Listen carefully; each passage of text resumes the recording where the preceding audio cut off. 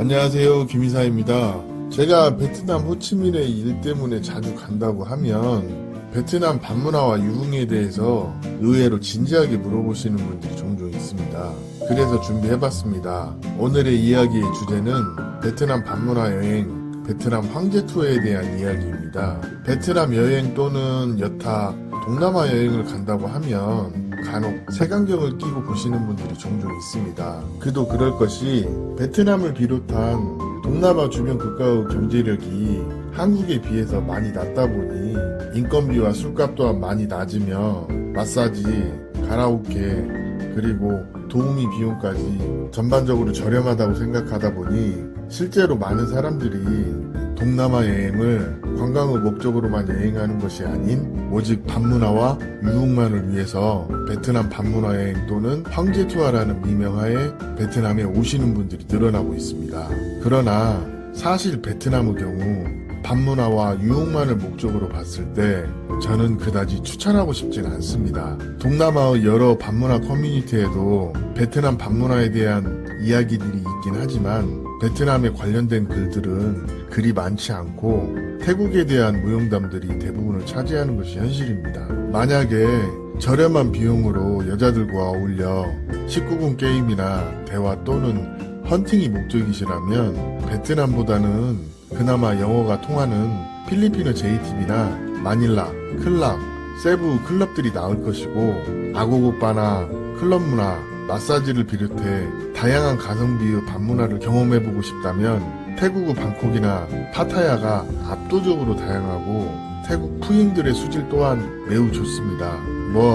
나는 돈은 상관없으니까 왁구와 빠따만 나오면 된다는 사람들이라면 멀리 갈 것도 없이 한국에서만 초이스해도 충분하기는 합니다. 그렇지만 우리의 한국 아재들이 한국에서 관심 못 받고 거기에 특히 가성비까지 따지다 보니 한때 필리핀, 태국, 베트남 등 동남아가 먼저 성지를 이뤘었습니다. 요즘도 한국의 글로벌 호구들이 코로나 이후 기지개를 켜고 몇몇 동남아 국가에 가서 무지성으로 돈을 뿌려대다 보니 최근 몇 년 사이에 베트남 또한 밤문화 가격이 급격하게 올라서 가격적인 메리트가 없어진 지는 사실 좀 됐습니다.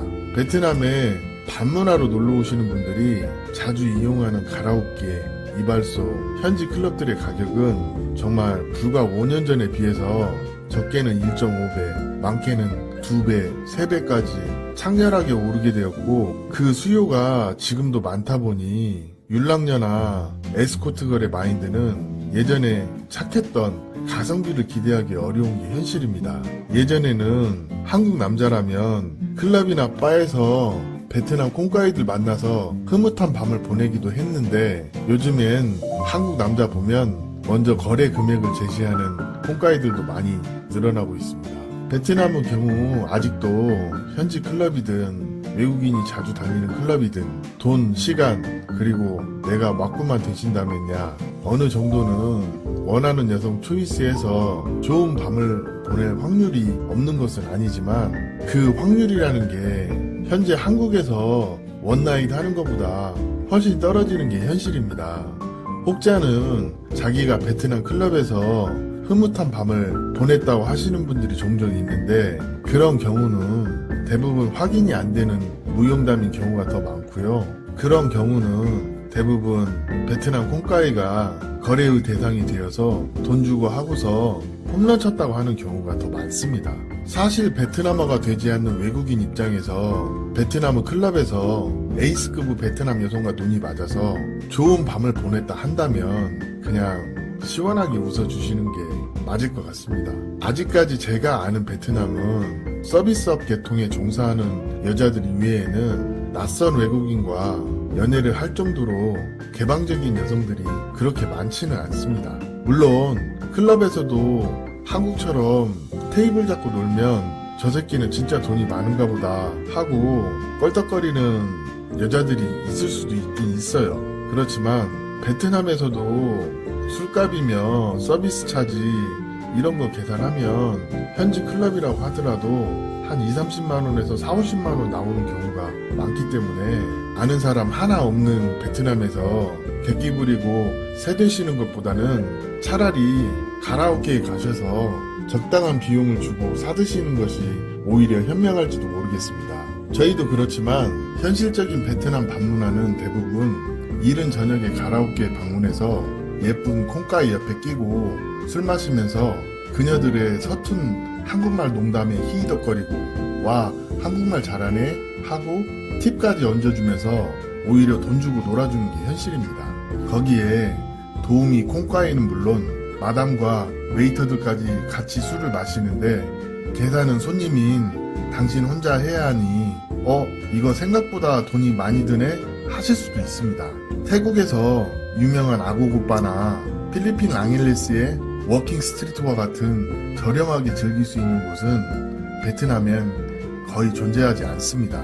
몇 년 전까지만 해도 베트남에 글로벌 호구들이 많이 오지 않았을 때는 건전 마사지나 이발소에서 왔고 나오는 콩가이들 번호 따서 쉬는 날 데이트도 하고 즐거운 시간을 보내고 하는 나름의 테크트리도 있긴 있었는데 최근 몇 년간 베트남에 밤문화를 즐기러 오는 한국 호구놈들 때문에 그곳에서 일하는 정상적인 여자들까지 돈을 준다 하면서 해녀 취급하는 사례가 급증하면서 요즘에는 대부분 그곳에서 일하는 콩가이들 또한 순수하게 만나서 커피나 한잔 하자고 해도 그 말 고지고대로 믿는 콩가이도 없을 뿐더러 화대를 먼저 요구하는 사례도 늘어나고 있습니다.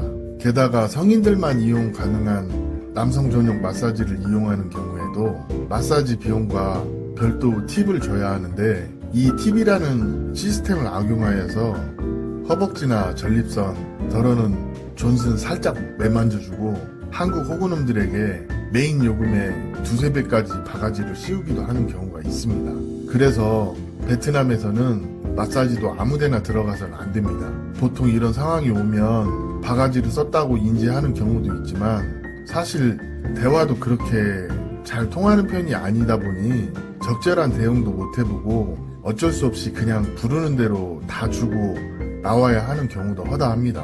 저도 이미 예전에 겪었던 사례들인데 이것은 지금도 여전하고 우리가 외국인이라는 걸 악용해서 지금도 그 케이스가 증가하고 있으니 조심하셔야 됩니다. 베트남에 와서 흑우되는 거 한순간이니 정말 조심하기 바랍니다.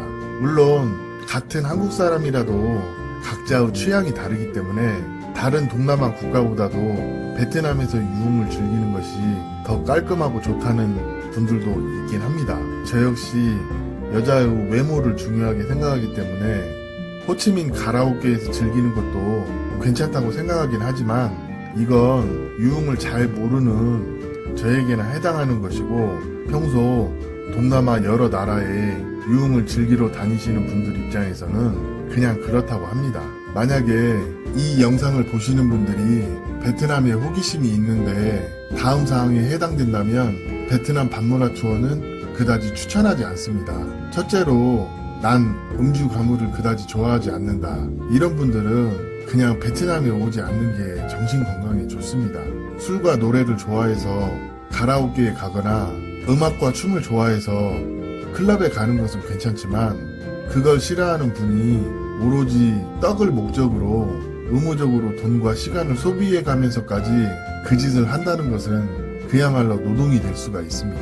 그리고 베트남 현지에 사는 한국인들은 웬만하면 관광객들에게 이런 베트남 현지 정보를 잘 공유하진 않습니다. 왜 그러냐면 어쩌다 그 정보를 공유하고 그러면 유튜브나 각종 커뮤니티에 무분별하게 노출되어서 정작 내가 그 놀이터를 이용하고자 할 때 막상 자신이 이용하지 못하게 되는 경우도 많기 때문입니다.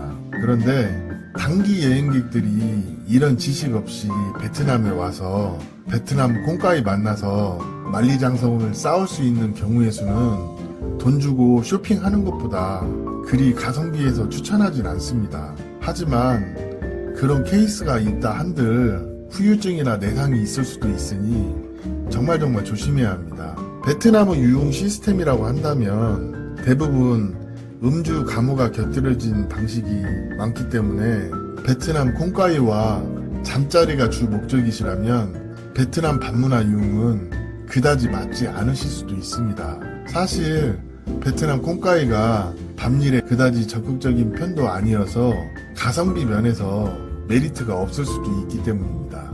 베트남에서 단기 여행객들이 음양 합체를 시전할 장소 가격은 호치민을 기준으로 한다면 대체적으로 다음과 같습니다. 호치민 대탐 스트리트 VBN 근처 바에서는 쇼타임을 50불 내지는 한 100만 동, 200만 동 이 정도 선에서 하실 수 있고요.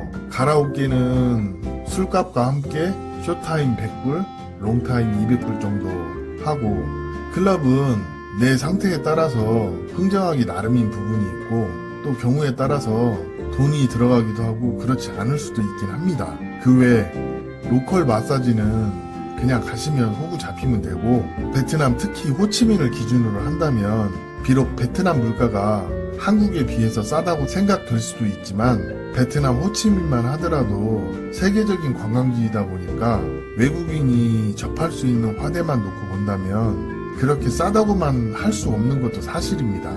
위에서 언급한 금액들은 단순히 화대만 놓고 얘기하는 것이고, 저 떡을 사 먹기 위해서 필요한 술값이나 입장료와 같은 부대 비용 또한 결코 만만치가 않기 때문에 베트남 반문화에 대한 환상은 좀 접으시는 게 어떨까 합니다.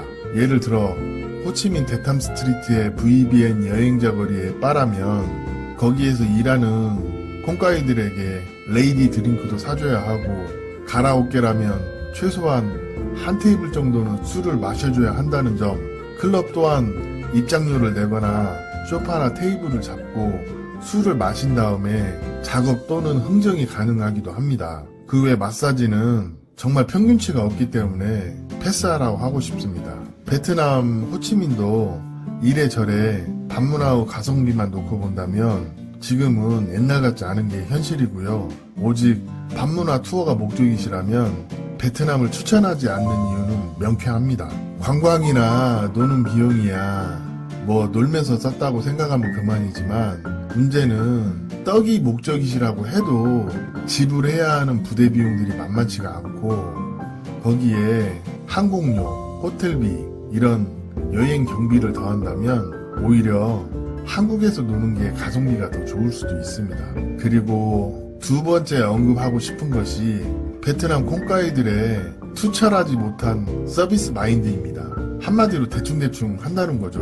이 부분이 다소 주관적일 수도 있지만 베트남에 거주하는 한국인들끼리 하는 말 중에 베트남이 그렇지 뭐 하는 경우도 있습니다. 저도 이 부분 상당히 공감하는데, 대체적으로 다른 동남아에 비해서 서비스에 대한 적극성은 떨어지는 게 현실이고요. 그런데도 한국 호구놈들이 좋다고 돈을 뿌려대다 보니까 이게 주객이 전도되는 경우도 종종 있습니다. 그리고 베트남 로컬에서 종종 있는 일인데요. 손님이 관광객이다 생각하면 돈벌이를 위해서 달라붙는 콩가이들도 있긴 하지만 대체적으로 요즘 줄 건 주고 받을 건 최대한 받아내려고 하는 비즈니스 마인드가 일반화된 지 오래됐어요. 예전에는 정말 순수한 면도 있긴 했는데 요즘엔 그런 거 별로 없고요. 저는 이런 비유를 한번 해보고 싶어요. 떡을 찹쌀떡에 비유하자면 찹쌀 함유량이 떨어지는 맵쌀로 채워진 그런 맛이랄까? 거기에 하나 더 보태면 전자에 언급했듯이 태국 푸인들에 비한다면 베트남을 처음 겪어보시는 분들은 아 이거 왜 이래? 할 정도로 서비스 마인드나 스킬 또한 밋밋한 경우가 참 많습니다. 베트남 유흥 시스템 그리고 콩가이들의 스킬과 서비스 마인드를 본다면 여타 동남아시아 국가들에 비해서 조금 아쉬운 건 사실입니다. 마지막으로 영어에 능숙하신 분들은 호치민을 기준으로 베트남에 와서 콩가이를 직접 픽업하기도 하지만 내 이상형에 가까운 콩가이들은 대부분 영어를 못하는 경우가 많고, 그나마 영어를 알아듣고 대화가 가능한 여성들은 주로 외국인들이 많이 이용하는 호텔 공항, 1군 지역 또는 2군, 푸미흥 등 많이 있습니다. 게다가 베트남 현지에 와서 베트남 사람들이 하는 영어 발음이나 억양을 들어보면 여러 나라의 발음이 섞여 있다 보니 영어를 한다고 하는데 정말 알아듣기 어려운 경우도 많습니다. 사실 그렇고요. 그리고 호치민을 기준으로 봤을 때 현재 베트남도 팁 문화가 상당히 발달되어 있는데 비단 베트남 사람들도 마찬가지입니다. 그리고 사실 팁은 외국인들이 주는 팁보다 베트남 부자들이 자국민에게 더 많이 주는 경향이 있기 때문에 이런 팁 문화가 익숙하지 않으신 분들은 더러는 베트남의 팁 문화가 불편하실 수도 있습니다. 미국만큼은 아니지만 노골적으로 팁을 요구하는 케이스가 많으니 베트남에 오시는 관광객들은 적절하게 잘 처신을 하셔야 할 필요성도 있긴 합니다. 그리고 외국인들에게 노출된 서비스업 계통의 여자를 만나신다면 팁은 팁이고 밥값에 데이트 비용까지 지불하고도 갈 때 택시비까지 챙겨줘야 하는 경우도 있으니 이런 것 또한 불편하신 분들은 베트남은 밥문화와 유흥은 정말 안 맞으실 수도 있습니다. 제 경험으로 보자면 베트남의 밥문화는 99%가 메인 가격과 함께 더불어 팁이 존재합니다. 간혹 보면 베트남에 대해서 잘 알지도 못하시는 분들이 카더라만 듣고 금전적인 여유도 없이 가성비만 따지거나 한국에서 제대로 놀아보지도 못한 분들이 베트남에 와서 근자감에 빠져 콩까이 만나시고 예쁜 콩까이와 떡이나 실컷 쳐야지 하는 생각을 하시는 분들이 종종 있는데 사실 베트남에 와보면 서비스업 계통에서 돈 주고 사 먹을 그런 케이스 말고는 베트남 여성 입장에서 그런 행동을 하면 되게 무례하게 느끼는 경우가 많으니까 정말 같은 한국 사람으로서 쪽팔리게 하지 마시고 매너 좀 지키셨으면 합니다. 그리고 한국 남자라면 할배든 아저씨든 베트남 여자가 좋아할 것이라는 환상을 가지신 분들이 좀 있는데 정말 제발 그러지들 마세요. 저도 그 입장 이해 못하는 거 아니지만 오죽하면 제가 한국 글로벌 호구놈들이라는 표현까지 쓸까요? 여기 베트남 여자들이 환장하는 한국 남자는요, 돈이 많은 한국 아재나 할배 이런 분들은 그냥 돈만 빨리는 것이고요. 진짜 좋아하는 사람들은 송중기나 이민호와 같은 젊고 잘생긴 그런 남자입니다. 여기에 베트남 콩가이들도 자신이 빤스 벗을 곳은 기가 막히게 압니다. 그리고 어떤 분들은 베트남에 살면 정말 예쁜 여자 많이 만날 거라고 하시는데 저도 50이 되어가는 아재다 보니까 사실은 돈을 지불하지 않으면 나에게 친절하게 대해주는 베트남 미녀는 별로 그렇게 많지 않은 것이 현실입니다. 이게 현실이기 때문에 베트남 밥문화 투어나 베트남 황제 투어에 대한 지나친 환상은 좀 없으셨으면 합니다. 오늘 이야기는 여기까지 하겠습니다. 감사합니다.